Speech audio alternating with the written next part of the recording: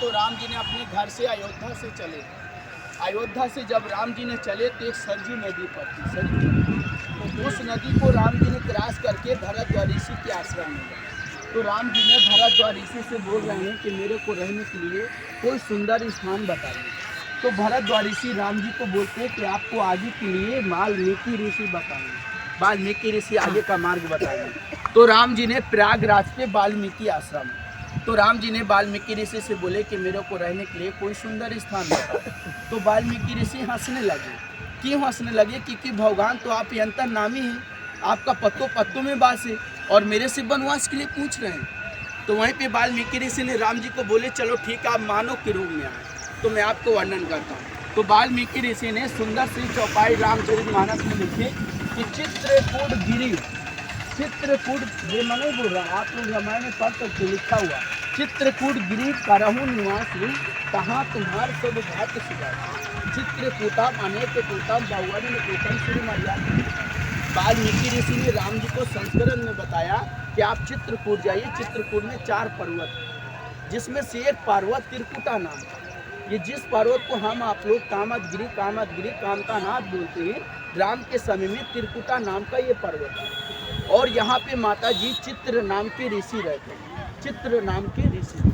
तो ये त्रिकुटा नाम का पर्वत, चित्र नाम के ऋषि, दोनों को मिक्स कर दीजिए तो इस जगह का नाम क्या पड़ जाएगा? चित्रकूट। तब से जगह का नाम चित्रकूट पड़ गया। धाम कैसे कैसे पड़ा? जहाँ जहाँ भगवान के चरण पड़ते गए वो धाम बन गया। 14 वर्ष में शांति, समय और वनवास काटना था उनको चित्रकूट, शांति। बाकी तो यहाँ से गए तो किष्किंधा उसकिंधा ये सब नासिक वासिक वो सबरी माता का पैरवा। तो राम जी ने जब चित्रकूट आए तो यहाँ पे एक नदी चलती थी मंदाकिनी, जो अत्रि मुनि की पत्नी अनसुईया माता ने अपने पति को पानी पिलाने के लिए मंदाकिनी कूच कर। तो राम जी नदी को उस पार खड़े थे। उस समय ना उत्तर प्रदेश था ना मध्य प्रदेश, ओनली राम राज रहता था।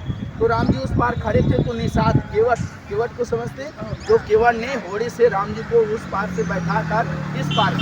जब राम जी ने इस पार आए तो यहाँ सोचे कि मैं कौन सा ऐसा सुंदर पर्वत है जिसमें मैं अपना धनुष बाण रखूँ और पूरी नाइट बिताऊँ, बाकी मॉर्निंग में अंगुल अंगुल करेगा, अपना चंदन घिसेंगे तुलसीदास। तो राम जी को ये पर्वत अच्छा लगा। ये पर्वत सोने चांदी से जड़ित पर्वत था। इसमें अपने आप ऐसे ऐसे कंदमूल फल थे जो प्रकट होते थे, राम जी खाते थे। तो ये पर्वत जब सोने चांदी का था तो राम जी ने यहाँ इस पर्वत से भगवान नारायण विष्णु जी की मूर्ति प्रकट है। वो आज भी मूर्ति प्रकट है। आप लोग गौर से देखिएगा, वो मूर्ति ना कोई पंडित पुजारी ने बनाया ना कोई कारीगरों ने। राम जी ने उस मूर्ति का पूजा किया।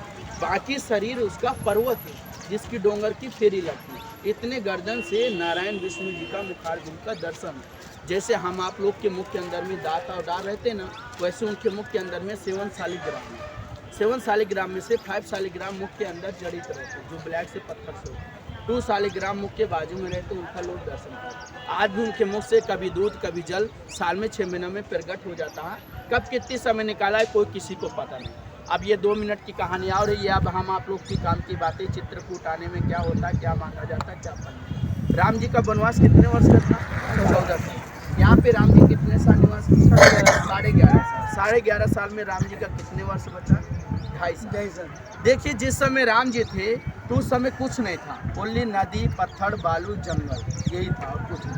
तो राम जी या पेड़ पौधे पशु पक्षी जानवर में ऐसा प्रेम हो गया।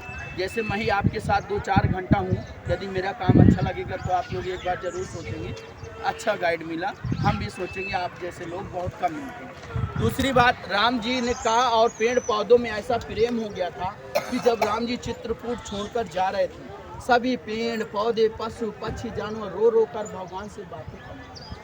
ये कामदगिरी पर्वत राम जी से क्या बोल रहा है, हे प्रभु राम, आप चित्रकूट से नासिक जा रहे हैं, पर यहाँ लोग कलयुग में आएंगे तो किस लोग कैसे आएंगे, लोगों को आने का मतलब क्या होगा? तो राम जी ने 2 चीज़ बताया। पहला नंबर, जो तुम्हारा त्रिकुटा चल रहा है, कलयुग में लोग तुम्हें त्रिकुटा नहीं बोलेंगे, कामदगिरी कामतानाथ से जानेंगे। गिरी मीन्स पर्वत, कामतानाथ मीन्स सोम नारायण विष्णु भगवान, जो लोगों की कामना पूरी करते हैं।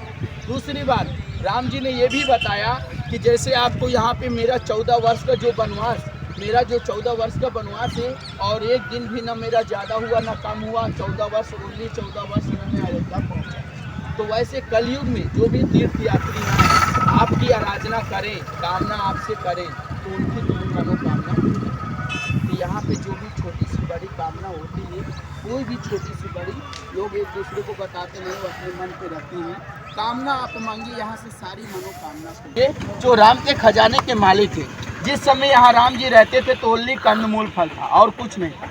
तो राम जी ने जब चित्रकूट से नासिक जाने लगे तो वही पर्वत से सोम कुबेर भगवान राम जी से बोले, हे प्रभु मेरे को भी आप खुश करके जाइए, आप जा रहे हैं, मेरे को भी आप खुश करके जाइए। तो राम जी ने कुबेर जी को क्या बोला, क्या रे कुबेर भगवान तुम्हें क्या खुश करने का, तुम तो मेरे खजाने के मालिक हो, लक्ष्मी के देने वाले।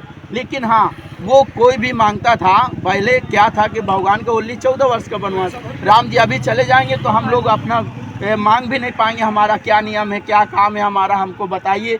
तो राम जी ने इनको बोले कि कुबेर भगवान को कि अभी इस टाइम मेरे से मत मांगो, मैं आपसे मांगता हूँ।